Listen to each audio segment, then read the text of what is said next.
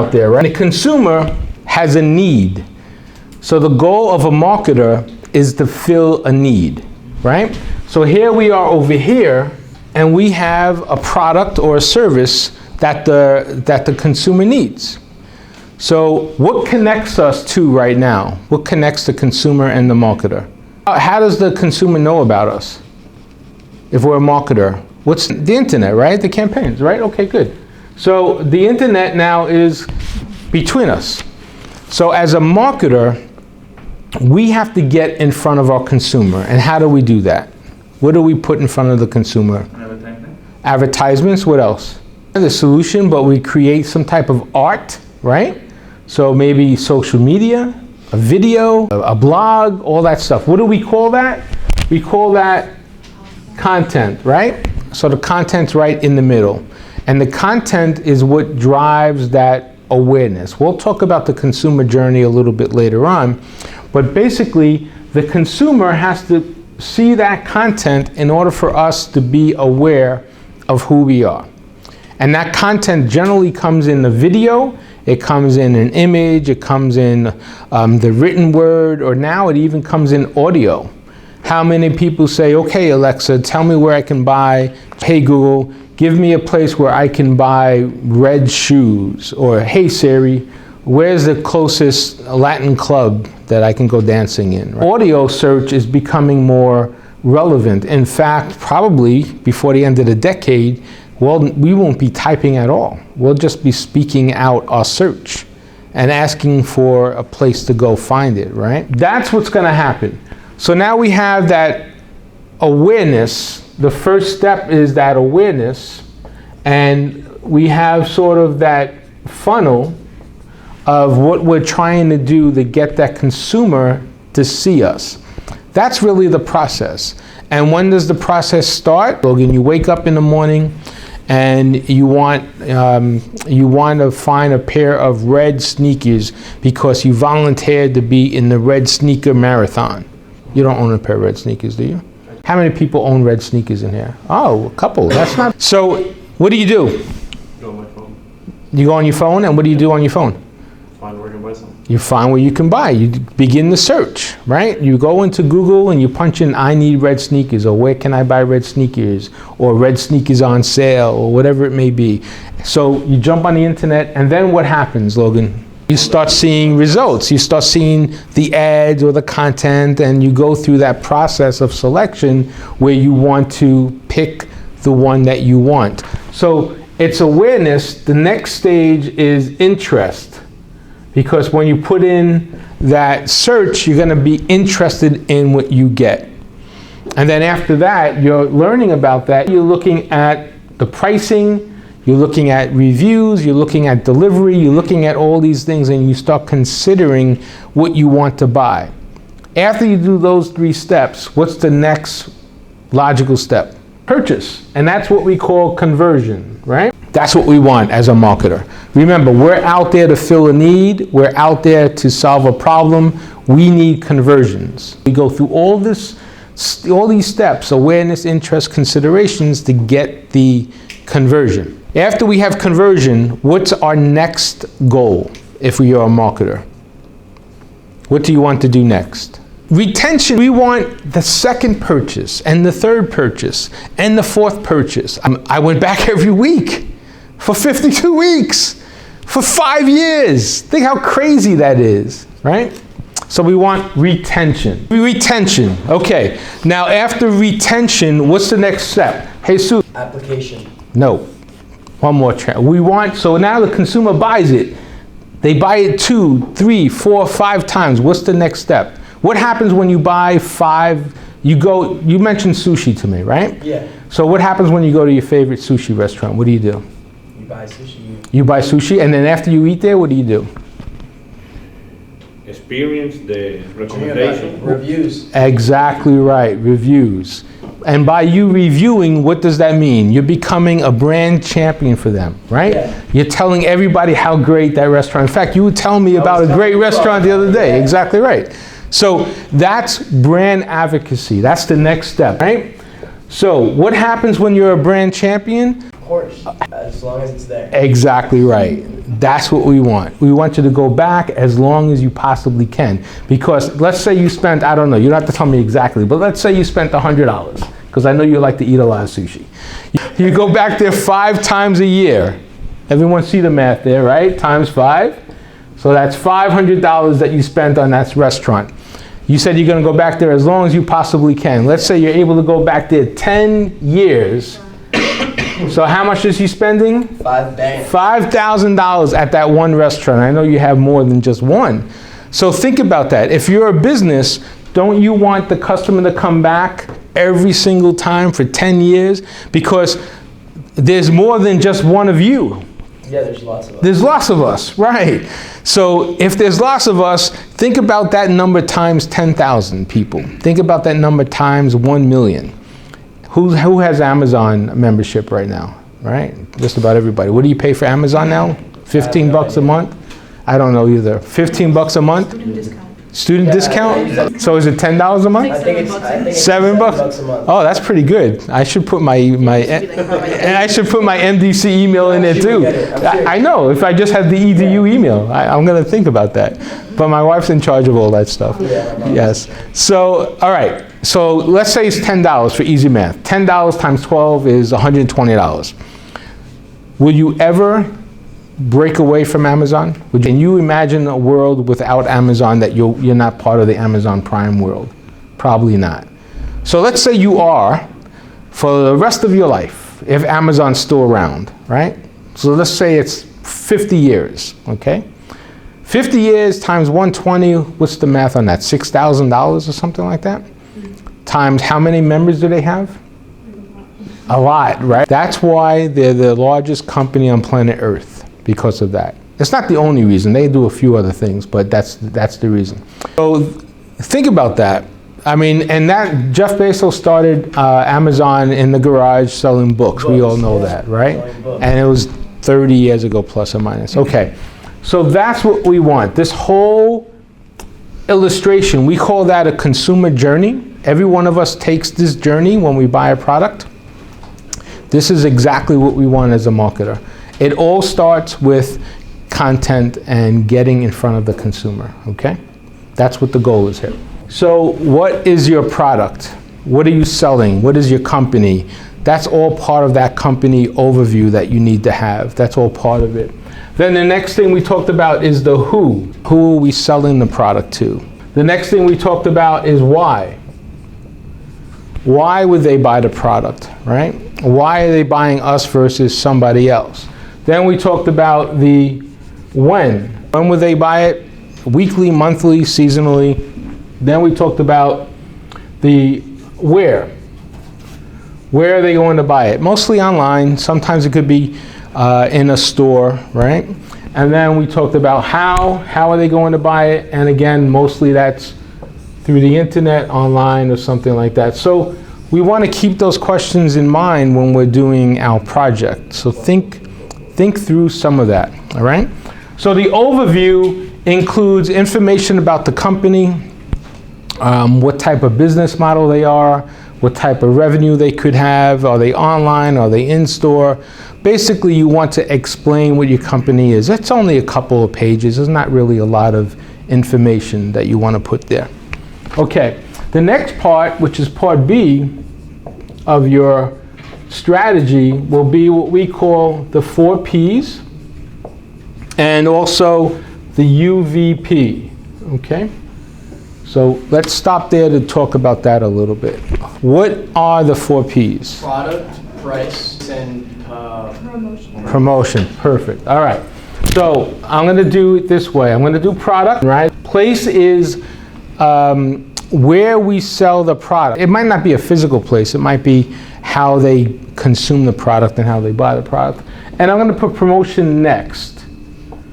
Promotion is all the things that we use, social media, blogs, videos, advertising, to help promote it. That's sort of that content that we talked about to get in front of our consumer. And then lastly, I will put price. So I put price last because I do think price is a very sensitive P. Well, let's imagine these P's as dials, you know. So you have 4 dials, you know, in the steam room or water forces or whatever it is. And then you have these 4 dials, and then price is that big red dial. What happens when you see a red dial? You have to think about it before you mess around with it, right? So what happens if I mess around with price? What do you think? Isabel? It's too cheap. People are like skeptical about it. Yes. And if it's too much, you're not going to really gain any audience. You won't sell a lot of it, right? That's exactly right. Plus, if it's too cheap, maybe you're not profitable. So there's a lot of factors about price. So that's why I put it last. So to talk about price, there are 3 different C's to understanding price. Who could tell me what the first C of price would be? Cost. If you don't know your cost, how can you price something? If you pay 50 cents for it, can you sell it for 40 cents? I mean, you can, but what happens? You lose money, right? So you want to know your cost in order to develop your price, okay? Now there's more detail behind that, but we'll stop there for a moment. We'll talk more about that when we dig into the 4 Ps a little more. The next C would be what? Consumers. I like consumers. I'm going to put that in number 3 though, because I think that's one of the most important, or the important one of C's. They're all important. Competition would be the next one. Yes, perfect. We got them all. So, competition. Why?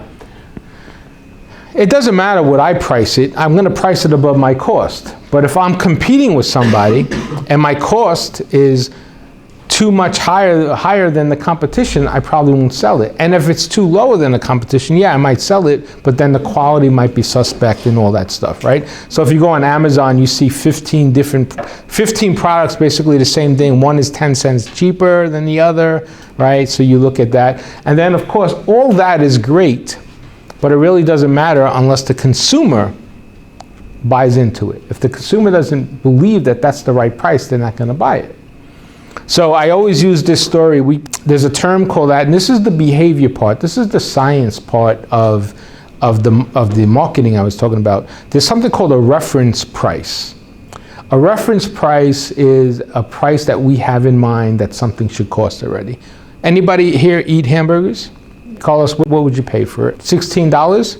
Anybody will pay anything different? $12? Who thinks that 16 is expensive? A lot of people raise their hand. So we don't know if it's a good burger or not. Okay, but that's all reference prices. When Carlos says 16, you're like, wait a second, $12. What if I told you there was a $100 hamburger? You also need a jacket. That's the reference point, right? You don't expect to pay $100, and if you do, maybe you do something special or something like that. So I still haven't eaten a $100 hamburger, so we'll find out one day. All right, so cost, competition, and consumer. Those are the 3 C's of price. Now, the other part of that is unique value proposition. That's UVP. Sometimes it's also called unique selling proposition, USP. That's what we used to call it, at least when I started marketing, but you millennials changed it to UVP, so you gave it a different name, okay? But what do you think that means? What does unique value proposition mean? That it needs to be more different than others. Exactly. Right. It needs to be different, right? More unique. So that's important because we don't want to be a Me Too brand. Think about that $100 hamburger. If I'm going to spend $100, that damn thing better be really unique, right? And it had like the 3 Kobe meats and this and that and all kinds. I can't cite to you what it was, but it was different. Okay. Plus you need a jacket to eat it, apparently. So that's what unique value proposition is. You have to be unique. So how do we get to that? We get to that by understanding the 4 Ps. Everything has to be different. Maybe your price is a little different. Maybe your product is red versus blue. How else can you make your product different? Think about the different ways that we can make our product different. What else can we use? What do you think, Cynthia? The way you advertise it? Well, that would be more in promotions, but what can you do with a product to make it different? Quality? Quality is one. What else? Material. Material, right? The way it's fabricated. What else? Innovation. Innovation, yeah. Who has an idea? How about, Maybe I would say the product name, like if it A branding could make a differentiation, yeah. Essential, right? The utility of it. Custom made. Like Custom made. What about shipping? What about returns, right? You can make your product different that way. Size, shape, all that could be different. So there's a lot of ways to make a product different. You don't have to make it completely different. You just have to change something about what you're offering. Like when you go on Amazon, you search for something. What are you normally looking for? Price and then reviews, and then you click into that product, and then you're figuring out where it's made. Can they ship it to you with Prime in a day or two? What happens if you get it? The red sneakers, you get it and you don't like them. Can you return it, right? So all that is part of making your product a little different. That's what UVP is. Okay, any questions on that? I just gave you your first two parts of the project. All right, let's keep moving. It was product, place, promotion, price, And the 3 C's. and then the 3 C's, which was what were the 3 C's? Cost, competition, and consumer. All right, got it? All right, perfect. All right, let's go to part C now. The next part of your write-up. Part C would be, in this case, your SWOT analysis. What's a SWOT analysis? Strengths, weaknesses, opportunities, and threats. Why do we have to do a SWOT analysis? to see where you're succeeding, where you're lacking, you know, if you have competition. Yes, you want to know what you're strong at, you want to know what your weaknesses are. So strengths and weaknesses are internal, right? What you do best, what you don't do best. Opportunities and threats are external. What can happen in the entire world? Recently, what was a threat to everybody on planet Earth? An asteroid. I like that. But if you're planning for an asteroid, then We don't know about it, that's wrong. COVID. Yeah, inflation. Oh yes, that's a threat. Gas prices are a threat. Hurricanes are a threat. It's all those things that you cannot see. I was gonna say like cyber attacks. Cyber attacks. Yeah, that's a strong threat. So all that stuff is things that you could think about. Asteroids. That's possible. I'm thinking that before we see an asteroid, we're going to see aliens. I think we're going to get that before the end of the year. We'll see. Maybe even before Election Day on Tuesday. But yeah, they're already here among us. Anybody here from a different planet? You're not going to tell us anyway, right? Yes. Yeah, great. So you have to plan for all these things. That's the opportunities and the threats. Opportunities are things external that you could take advantage of. Like COVID. What happened with companies that sold masks for COVID? Not bad, right? What happened to companies that sold hand sanitizer, right? Perfect, right? What about this company called Peloton? Anybody own a Peloton? Yeah. Right? The bikes, They went bankrupt, no? they're having a hard time right now. Why do you think they're having a hard time right now? People are Because- outside. People outside. Who's at home riding their bike right now? No one. Not anybody. Plus it was expensive to begin with. Well, it was like an But I exercise think, bike. It was an exercise bike that had an app. Isn't that, I feel like everyone who really wanted one Yes, got one. It's not like a repeatable product. right, that's So right. everyone who has their Peloton has it at home. No one's buying more Pelotons. What was the bottom part? You answered the question. What was the bottom part of that? Oh, Consumers. no, the bottom part of that marketing funnel. Remember, what do you do? What did you do with the sushi? He's thinking about it. Wait. No, not review. Retention. Retention, right. Boom. So there was no retention, right? Once you bought the bike, you only had the app. What else would you buy? Nothing. Nothing. You're gonna have 3. The mirror. Oh, you mean a different product? Yeah. Oh, It's a separate- do you own the mirror? No. Oh. They had a mirror. Can you explain? No, there's like a mirror that does the exercises, like they have a hologram of a guy or a woman there, and they go, oh, like, And you do with yeah, but that's a different product. It's competition, I think. That's what a SWOT analysis would do. What I do for a SWOT analysis, you can grid this out, and you're gonna grid it out like this. The first company you should do a SWOT on is yourself. What are your strengths? Meaning your company, your product, your service. What are your strengths, your weaknesses, opportunities, and threats? Then you want to do your competition. And I would do 3 competitors, and I would pick the largest, the closest, and maybe the newest to give you an idea. So then you might have 3 points in SWOT, 3 points in weaknesses, 3 points in threats, 3 points in opportunities. You want to identify what they do or what they don't do best, all right? And then what happens is you see that they have an opportunity, but you don't. So maybe you can maximize their opportunity for your company. They have a threat. You might have to think about that threat, right?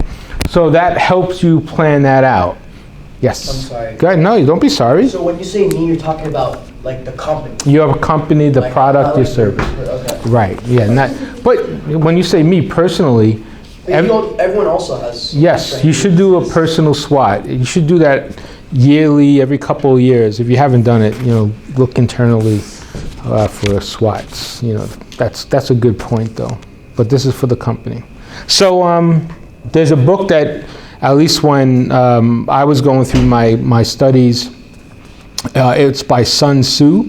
It's The Art of War, and you could Google it. You could look at YouTube. It's Sun Tzu, S-U-N-T-Z-U.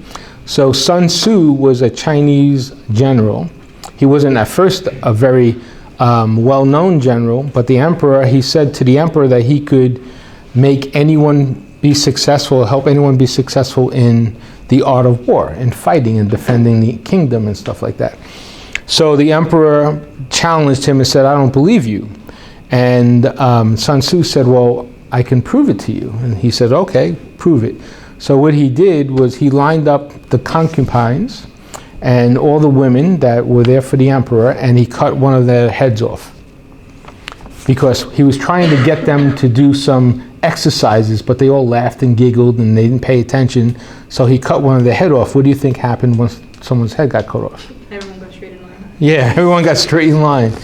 So he became that general, and then he wrote these, it's either 12 or 13. We studied that in business school because some people could say business and war are very similar, competitive. And the one scroll that he talks about that we use here in this particular piece is, if you go into battle and you only know yourself, you have a 25% chance of winning.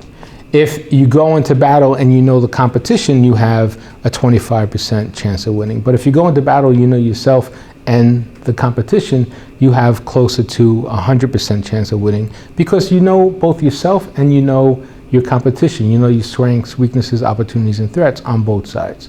So you can defend yourself better, you could be offensive better. So that's the key there, really, when you think about it in the business context. Okay, that's SWOT.